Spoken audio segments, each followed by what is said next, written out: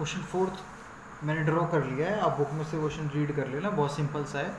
ये आपको डेटा दिया हुआ है, ये और ये, ठीक है।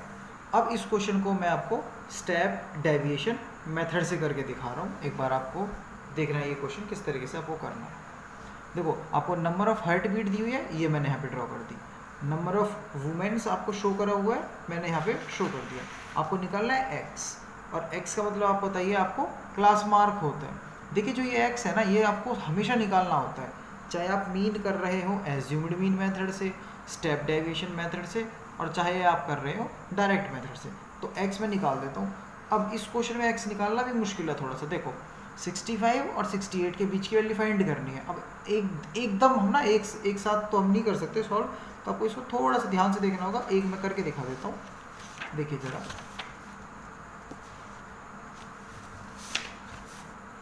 मैं आपको x फाइंड करके दिखा रहा हूँ फॉर फर्स्ट वैल्यू 65 और 68 के लिए। तो मैंने सिखाया था आपको lower limit plus upper limit करना है और डिवाइड बाय 2, ठीक है।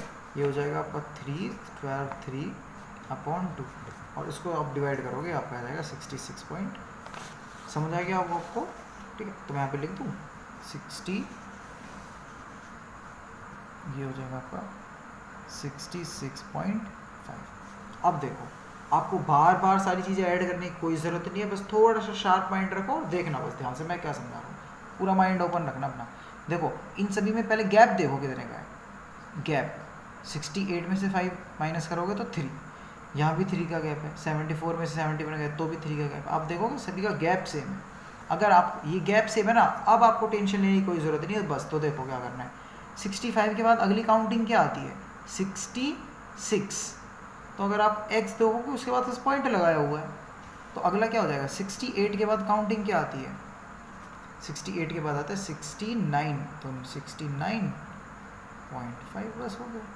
71 के बाद काउंटिंग आती है 72.5, 74 के बाद 75.5, 77 के बाद 78.5, 80 के बाद 81.5 और 83 के बाद 84.5। बस और बस। आपको ये ध्यान रखना है कि आप कुछ भी कर, वो गैप जरूर देख ले इनका। अगर गैप इनका सही नहीं हुआ तो क्वेश्चन आप गलत कर लोगे। अब आपको निकालना है डी कैसे निकालते हैं, एक्स आई में से माइनस करना होता है। ए होता है एज्यूम्ड मीन, तो मैंने इस क्वेश्चन में मान लिया ये, ठीक है। स्टेप डेविएशन में मेथड करा रहा हूँ, उसमें भी ना ए आपको एज्यूम करना ही होता है। 75.5।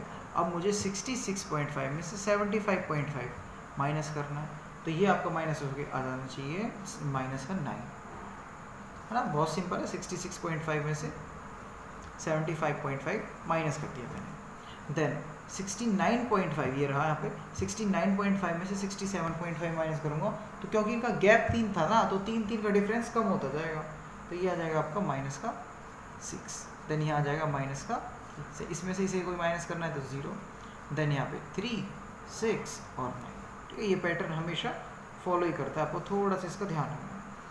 देखो अब ये जो मेथड है ना स्टेप डेविएशन मेथड, इसमें नई चीज़ इंट्रोड्यूस कर रहा हूँ मैं आपसे, दैट इज़ यूआई। यूआई क्या होता है, डीआई जो आपने निकाला ना, ये इसको डिवाइड करना होता है एच, मैंने लिखा हुआ ये।